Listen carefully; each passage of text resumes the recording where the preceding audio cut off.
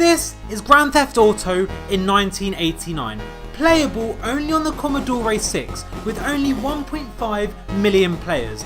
This is the story of how GTA became one of the best video game series of all time. The second GTA video game was slightly different to the rest. You could only play it in an arcade. It was small, so it got no official rating. For 6 years, GTA game devs had been developing what they thought would be a masterpiece, Grand Theft Auto Game Boy Edition. The fuss of it being very similar to Pokemon, it was actually slammed by critics. Then came the launch of the first full GTA game, Grand Theft Auto 1. The official PlayStation magazine praised it as one of the most original yet controversial releases on the platform. As part of the 2D gaming universe at this time, it featured a bird's eye camera view. The player got these missions through phone calls, and these missions would get you to points that would help you complete levels. These points were also used as currency to buy items in the game. There were 2 more games developed, GTA London 1969 and London 1961. Both released in 1999, with the same dynamics as the first one. So, right after these 2 games, Grand Theft Auto 2 was released in 1999. The gameplay was very similar to its predecessor, 2D, bird view camera and many missions. If you played the PC version back in the day, you could choose from noon and dusk version, and there was an improvement in graphics. It was available on PlayStation, Dreamcast, PC and Game Boy Color. And now we're slowly entering the 3D universe with Grand Theft Auto 3, released in 2001. It introduced the third-person POV. Now players can see an open world through the innovative over-shoulder camera. Story-wise, we're also going back to Liberty City, first introduced in GTA 1. We're playing as Claude. During a bank robbery, Claude is shot by his girlfriend and he got arrested by the police and sentenced to be in jail. As he and another prisoner were transferred, both of them escape and get in the way of a crime boss.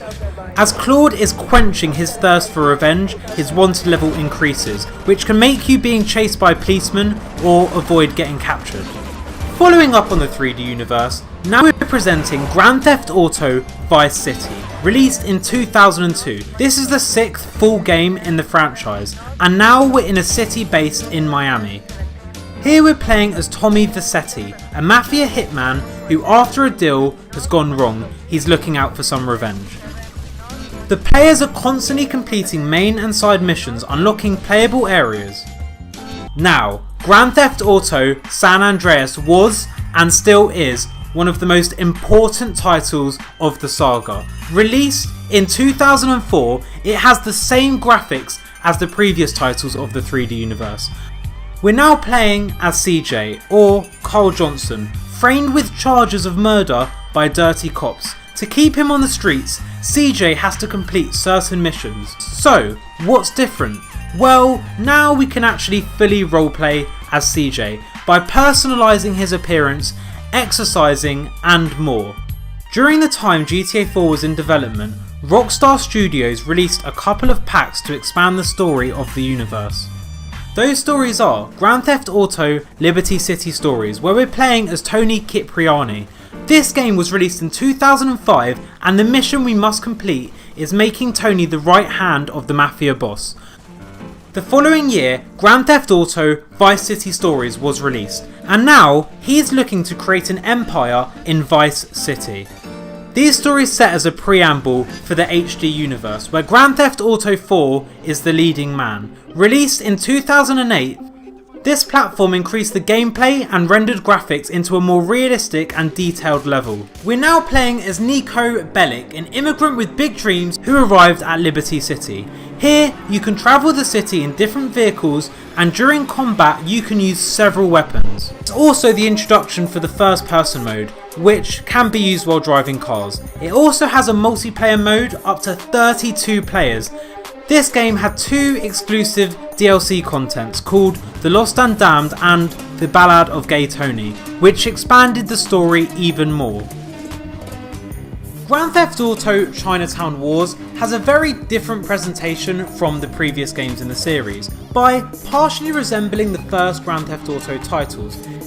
Instead of a ground level view behind the protagonist or a top-down perspective, Chinatown Wars uses a fully rotatable camera angled down at the action. Unlike Grand Theft Auto 4, the player can disable as many police cars as possible to escape the police instead of leaving a wanted zone. The more stars the player has, the more police they have to take out for each level. For example, for a 6-star level, they have to take out 6 police cars to get down to a 5-star wanted level, and so on. There is also a dealing subplot which allows players to sell contraband around the city. Players can profit by recognising market conditions and demands based on geography and plying their wares accordingly. CCTV cameras work as the game's secret packages, destroyed by throwing a Molotov cocktail bottle or a grenade. This also decreases the chances of being caught while making an illegal exchange. This game was made mostly for PSP, iPhone, Android and Nintendo DS, which explains its top-down perspective. In 2013, Grand Theft Auto 5 was released, and it's the most graphically advanced game so far in the saga. It still uses Rage graphics engine, and it does a great job at simulating traffic, several types of weather, vehicles and more. It also has the option of having first or third person camera, and you can unlock the map by progressing your missions. Each of them has a different set of skills that help you improve several experience points. Once you reach enough progress, you can start changing characters. This was one of the most successful titles of the saga, selling over $800 million just on its first day. It's the third most popular game of all time, selling over 110 million copies as of 2020. In late 2013, the online mode was released, increasing its popularity even more. You can now use your money to acquire a luxury apartment, a garage of expensive cars and a fleet of planes. The experience was so detailed, you could even get insurance for your cars and a mechanic to deliver them to you.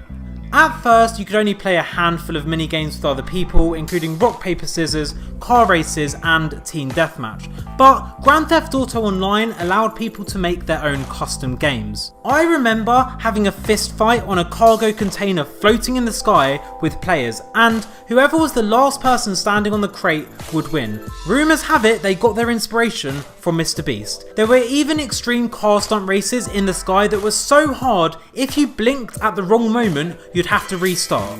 And now we're here. It's 2020 and GTA has one of the most dedicated gaming fan bases around.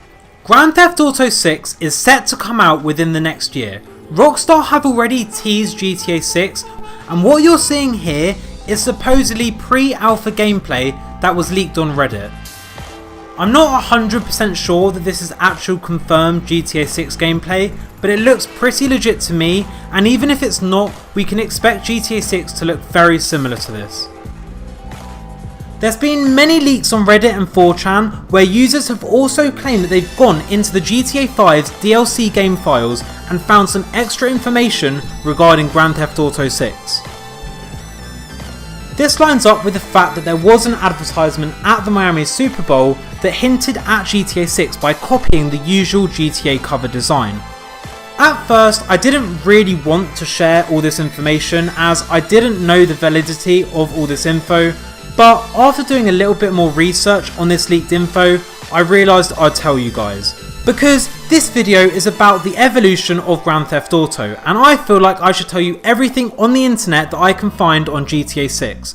But I just want to make you guys aware that this is just a leak and not 100% confirmed by Rockstar. On top of the game being set in Miami, other links have said that in this GTA we will be able to interact with every single player in the city with multiple options when talking to civilians, and other leaks have shown that every single skyscraper and building will be fully accessible to the player, allowing a player to rob random people's houses and apartments. Other rumours have said that you can be at home watching basketball or football on TV in Grand Theft Auto 6 and then go to the stadium and cause chaos on live TV whilst the players are actually playing. Like this video right now for a week of good luck. Don't risk it, just try it now, press like and you'll get the most insane week of good luck ever. Also, if you did enjoy this content and you want to subscribe, I will be doing more of these types of videos in the future. Anyway, subscribe if you enjoyed the video, and I will see you in the next video. Peace out. Auto.